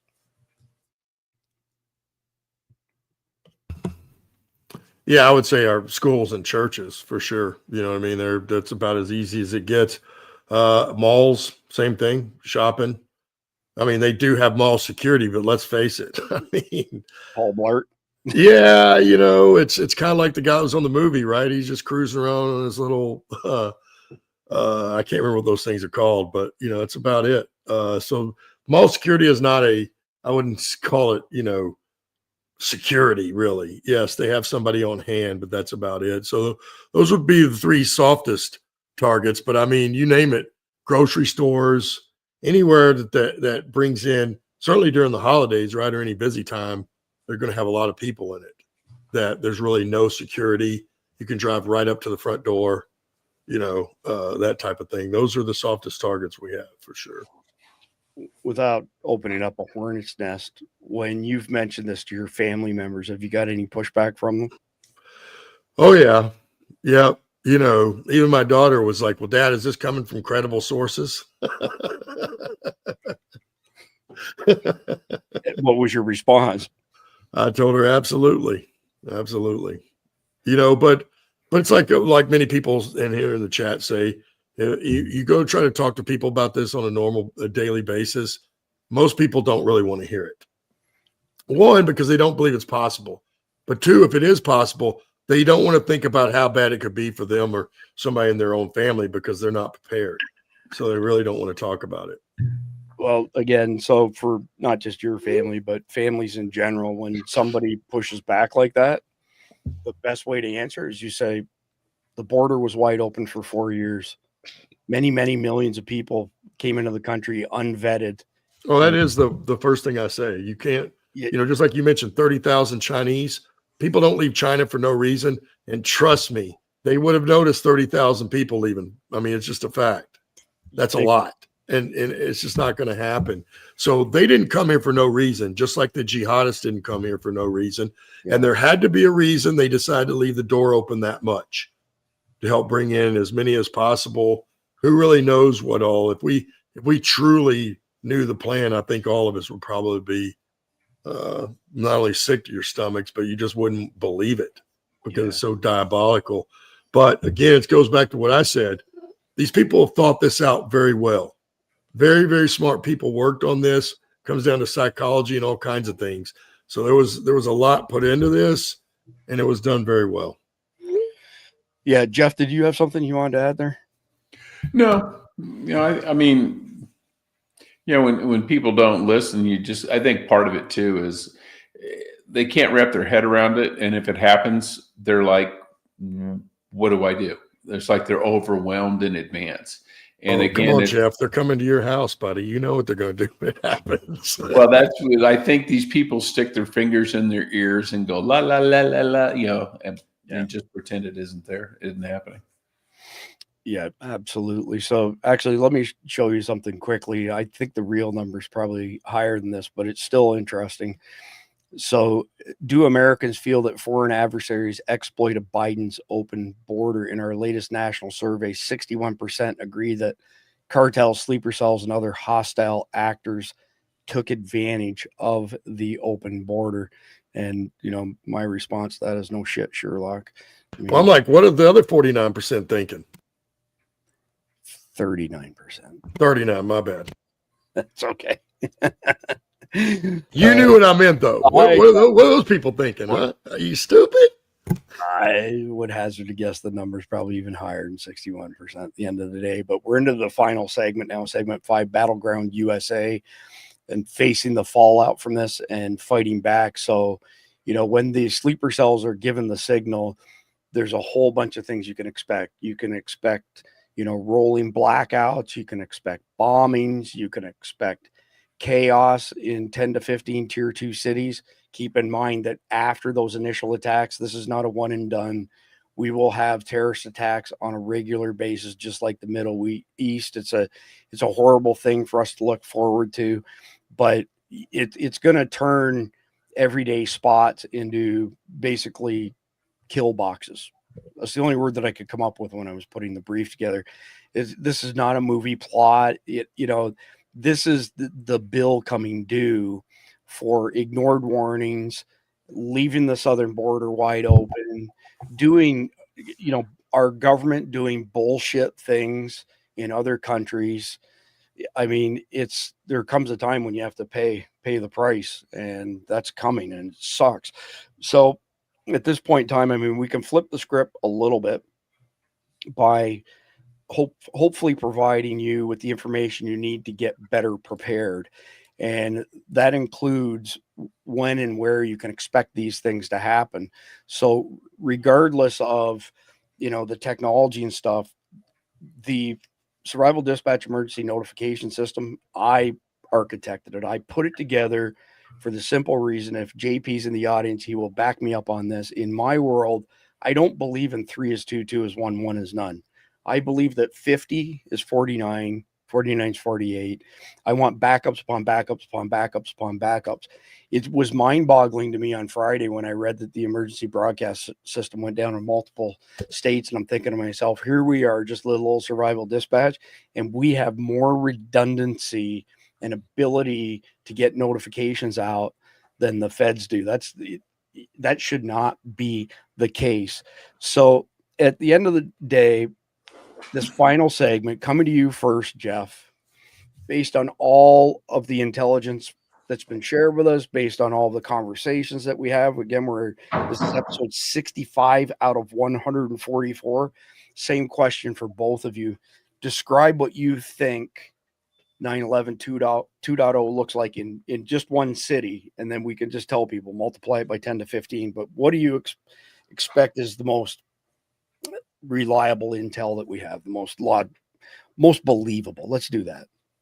Well, the most believable is that they conduct multiple attacks, maybe not as many as they would like. Everybody's plans tend to go to crap. Is that a contingency that the terrorists typically build into their equation, Jeff? In other words, we want to get at least whatever half a dozen of attacks, so we're going to plan a dozen because we know some of them might get foiled. Well, I mean, you look at 9/11. They had 4 airplanes. They hit 3 targets. One of them went down in a field. So that one did not go to plan. The 1996 World Trade Center bombing in the building killed a couple of people, damaged some, chipped some concrete. Building didn't collapse. There was no, major damage to the building itself. That plan did not go as planned. The big mass hijacking that they had planned out of the Philippines and that part of the world didn't go off as planned. It got thwarted. So they're used to their idea, their plans not happening as they intend.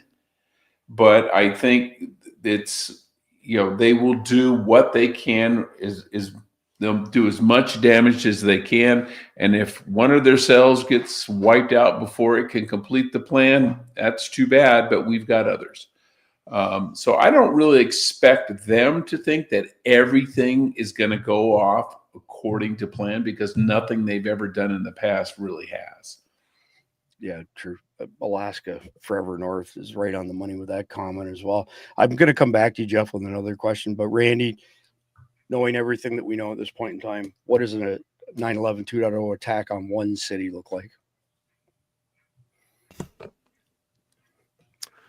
Well, I definitely think that's more feasible, because I think you're right that they probably, Jeff's right. They know that failure's a big, it happens all the time to them. And we look back in history, there are some big ones, but there are so many more that didn't quite go off as expected.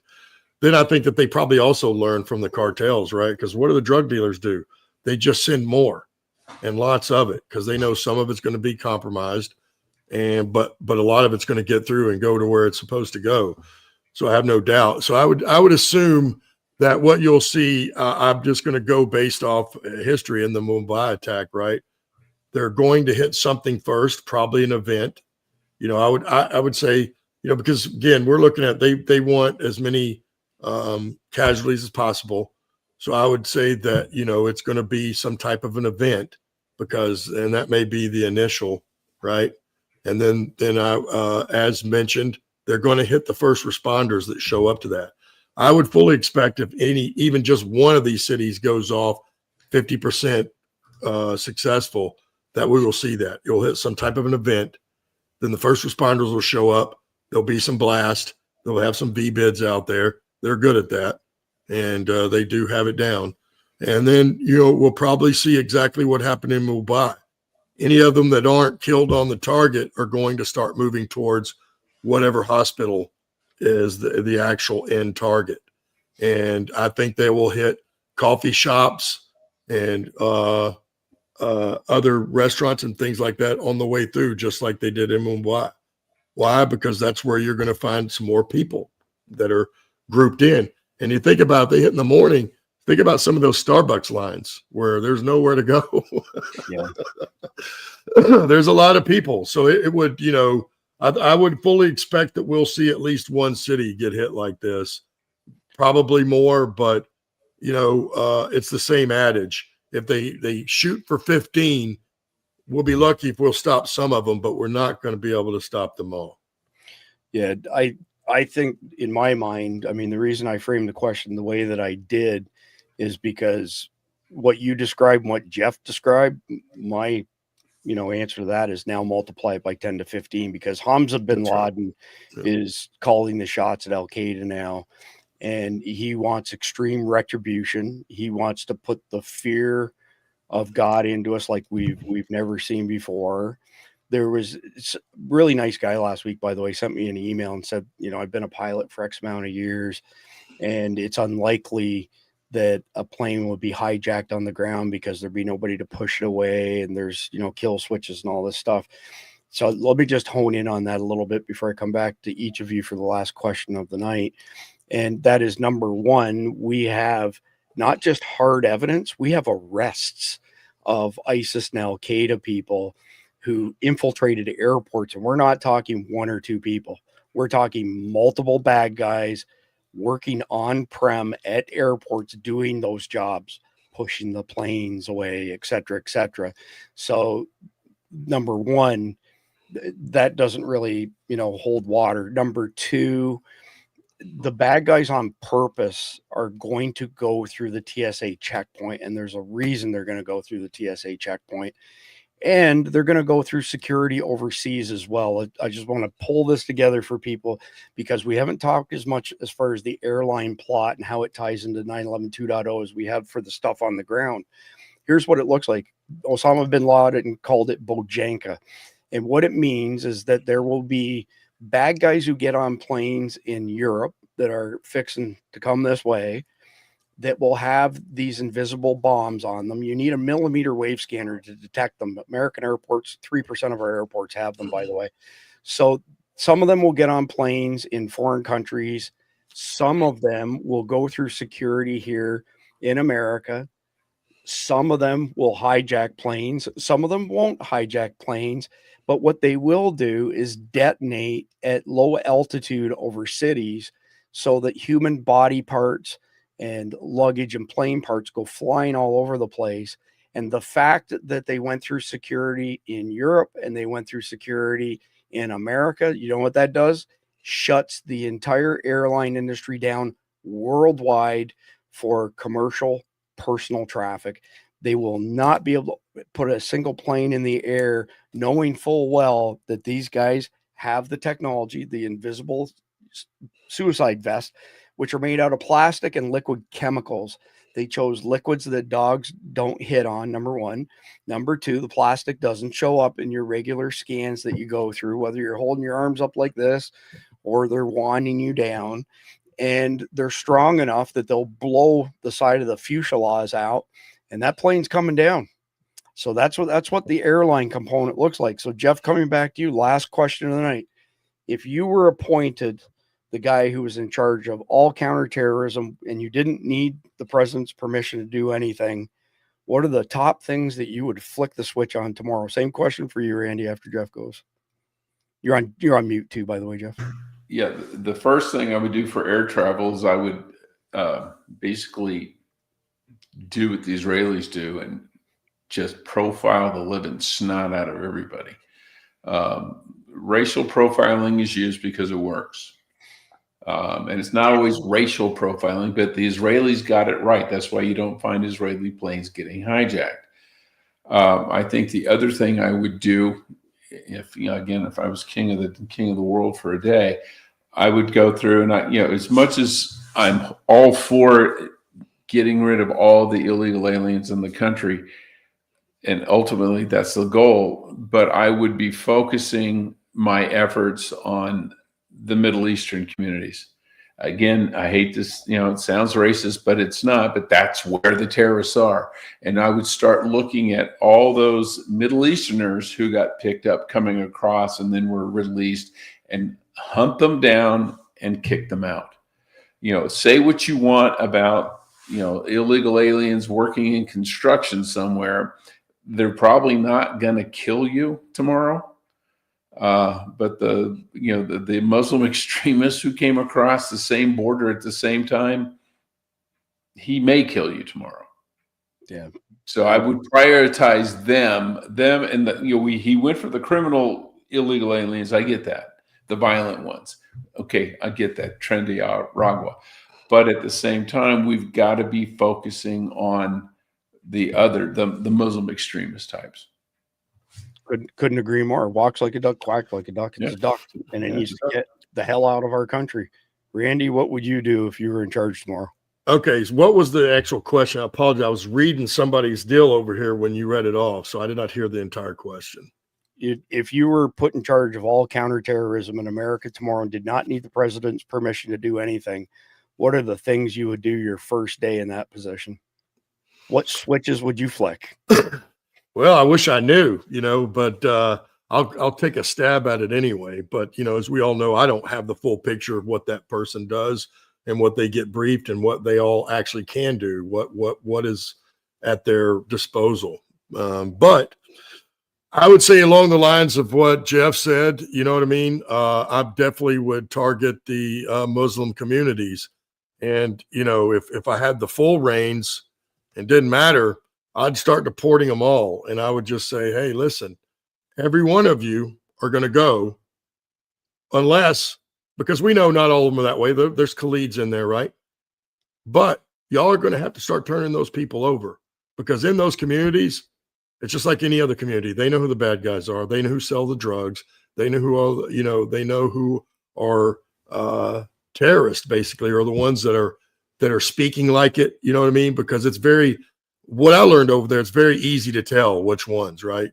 If you're able to sit and listen to in a conversation where if you were a fly on the wall, it's pretty obvious which ones are leading the show and are kind of,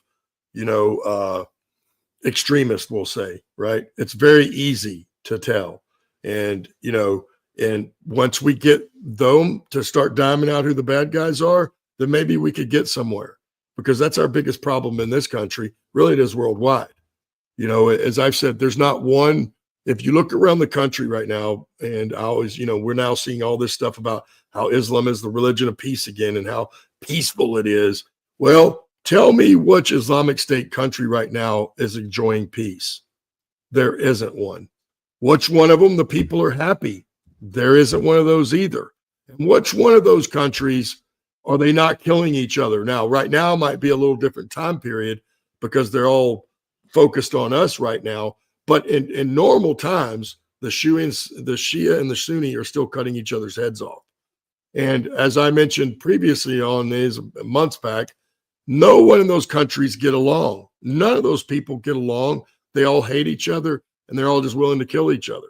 So that's what Islam is, and that's what an Islamic State looks like. So here in this country, if we get all the good Muslims to tell us who the bad ones are and we get them out, then maybe that would stop. And I would continue that till it did, because of course there might be some they don't give up in the beginning, but you put enough pressure on them, I think they would be more than willing to do that. Well, I think Father Duck has a really important point here. In Israel, all airline security is only handled by Israelis born in the country and are vetted for 5 years before they can work the security details. Americans has a Haji problem in our airports. Absolutely no ifs, ands, or buts there. Every single one. So we've mentioned this before, but I'll mention it for the people who are not aware of this. And by the way, ripple effect, thank you. I appreciate your kindness very much. Yeah. So when you go to an airport in Israel, everybody is stopped at the perimeter and asked 2 simple questions. What's your name and where are you going? That will trip up a lot of people who are getting ready to, commit suicide or commit a terrorist act. Number 2, you have to go inside and get a boarding pass. You can't do it electronically. And the reason being is the person at the counter is trained in counterterrorism, and they're trained in body language, the tenor of your voice, and they profile you like a son of a bitch. And then add above and beyond that, you have undercover law enforcement all over the place profiling people. Profiling works. If it walks like a duck, it quacks like a duck, it's a duck. I was in Nashville 2 weeks ago for work. And the locals are calling it Nashvillistan. It's been overrun by Middle Easterners so much.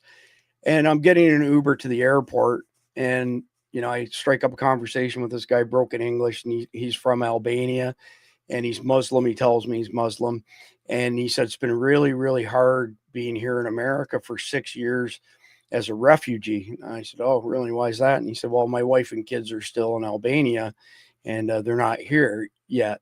And I said, "Well, you got granted asylum, but our government decided to leave your wife and kids over there." He said, "Yeah, that's exactly what happened." Meanwhile, I'm thinking to myself, "You're so full of shit."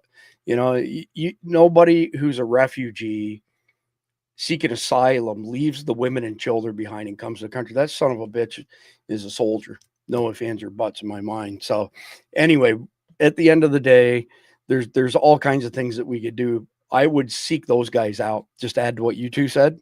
Every single guy, Muslim guy who's here as a refugee and didn't bring his family with him, yeah, he's going back to meet his family. He's getting out of our country ASAP. And we're going to bring back profiling with a charge. It's going to be like top-notch profiling across the board in all aspects. So at the end of the day, the bad news is 9/11 2.0 scenario is already mapped out in detail. Sleeper cells are positioned in more than just 10 to 15 tier 2 cities. They are joined at the hip to the Latin America's, narco terrorists, whatever you want to call them. They've been hooked up for 30 plus years, for crying out loud. And at the end of the day, I mean, everybody needs to have a plan. If you fail to plan, you plan to fail. How are you going to get home? The average American lives 18 miles from their work.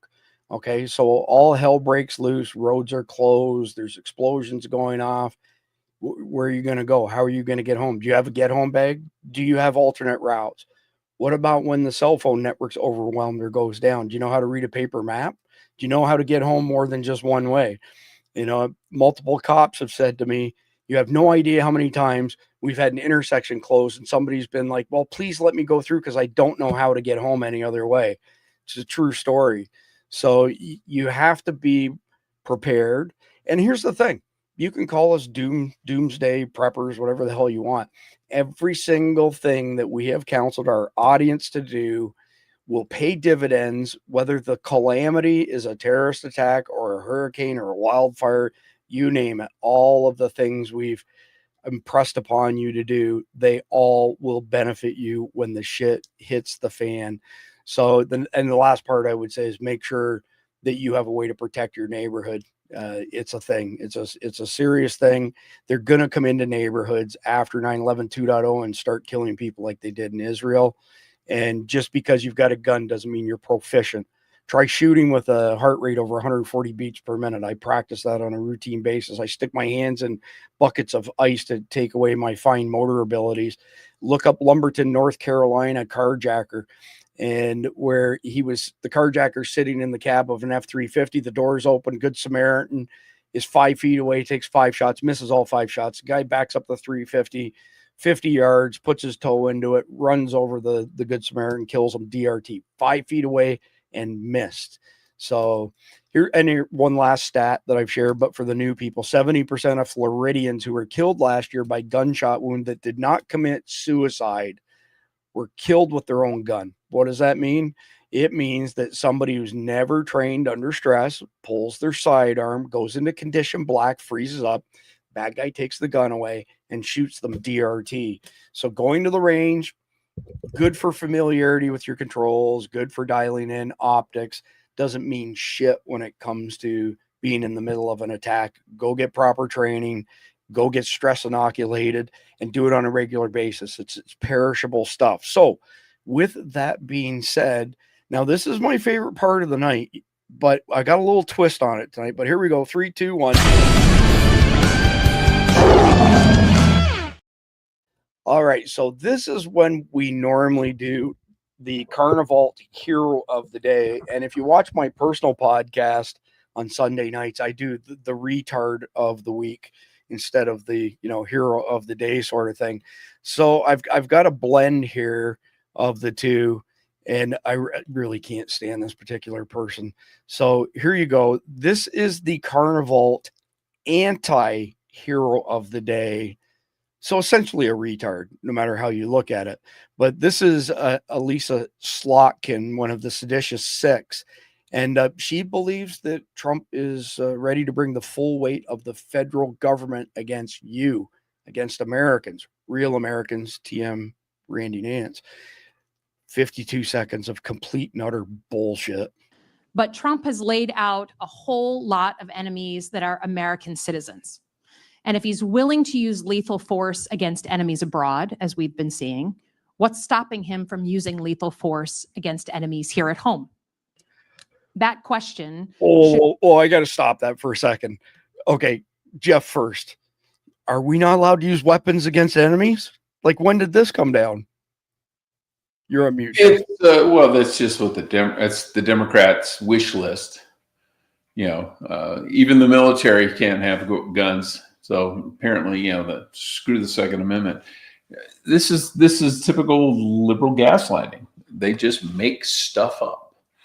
Not directed at you, Jeff, but she's former CIA. There's a lot of good people in the CIA, and there's a lot of assholes in the CIA. Fair enough. This is liberal CIA, woke progressive bullshit. Yes. But Randy, do you want to comment on this? Oh my God, we used weapons against our enemies, and we did it inside our own borders. WTF? You're on mute, Randy. I don't know how they can do it with a straight face all this time, but again, I guess he's just accustomed to straight up lying and it not being a big deal. Well, I mean, we're only a third of the way through. Let's hear some more. Oh, no. Let's hear some more of her brilliance. Chill every American to the bone. And I'm giving this speech today because I believe that's exactly the plan. I believe that Trump is ready to bring the full weight of the federal government against Americans he perceives as enemies. Why?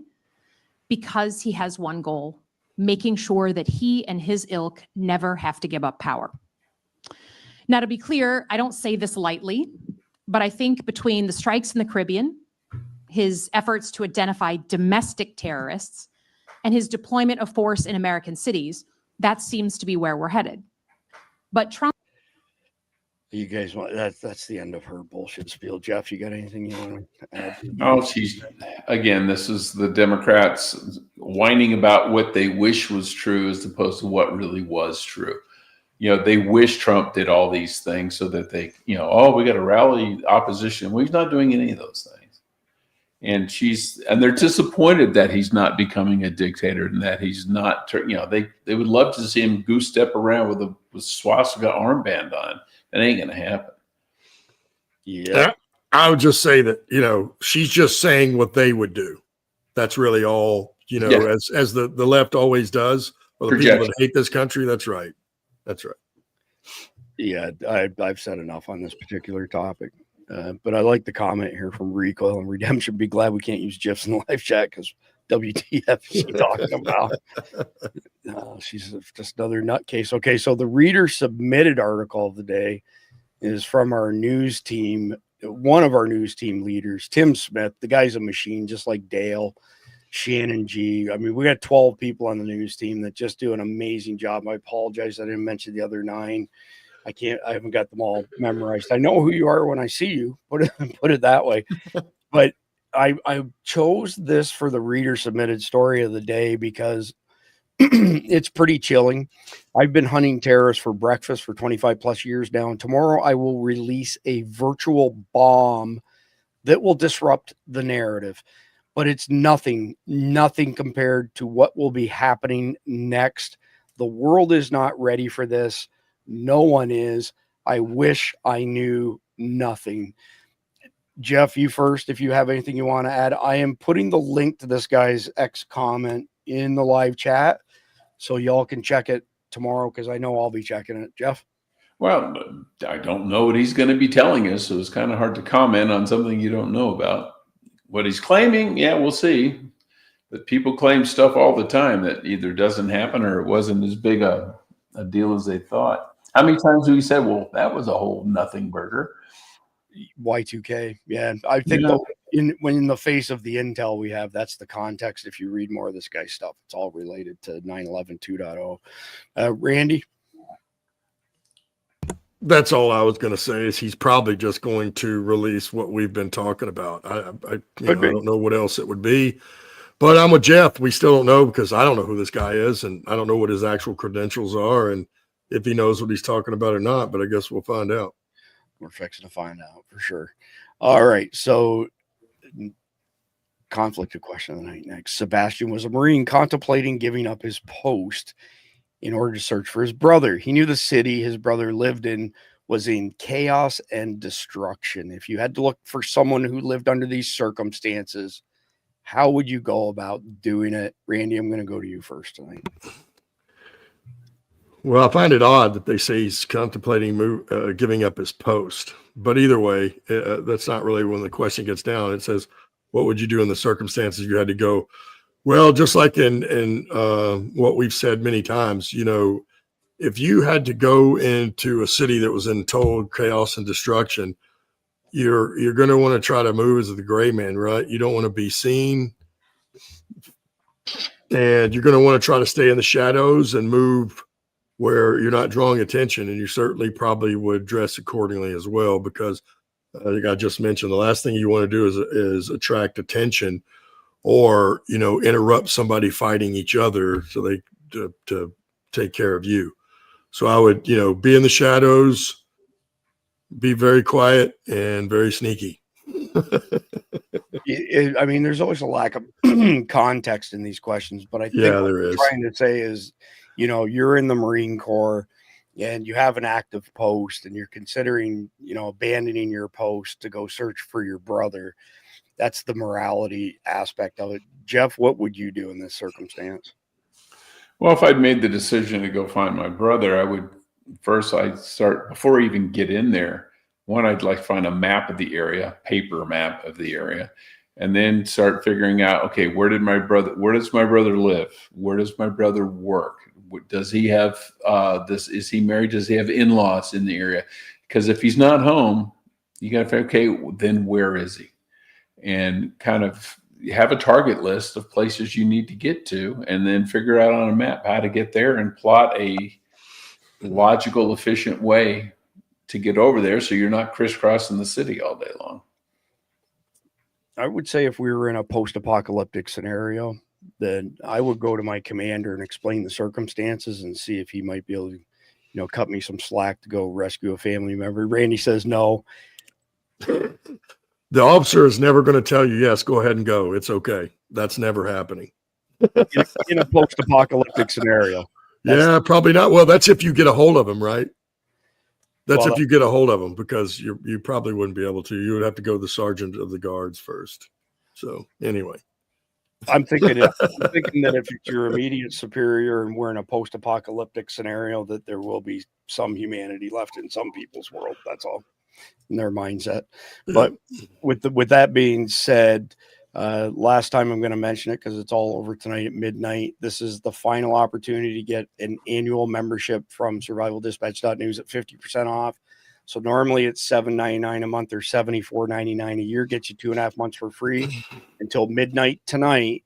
It's $37.50. And if you go to our premier sponsor, which is carnival.com, and you buy $99 or more of their freeze-dried premium American meat, and you send that receipt to support at survivaldispatch.com, I'll give you another 90 days for free. You'll pay $2.50 a month for access to the Survival Dispatch emergency notification system, access to our amazing community that we've built on an encrypted platform where you can't be deplatformed or censored.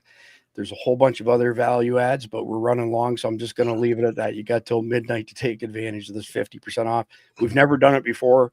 I probably won't do it again until this time next year. We'll be back tomorrow night, usual time, 7 p.m. Eastern, with the next episode in our Long War series, and it's on the European collapse. So we're going to look at Europe completely unraveling these days, everything from the energy crisis to migration overload, terrorism, NATO being destabilized, and how that affects our security here in the United States. You don't want to miss this one. Other than that, between now and tomorrow night, please like, share, comment, subscribe. God bless America. God bless America. Happy birthday to my beautiful and better half. Amen. Enjoy the closing video.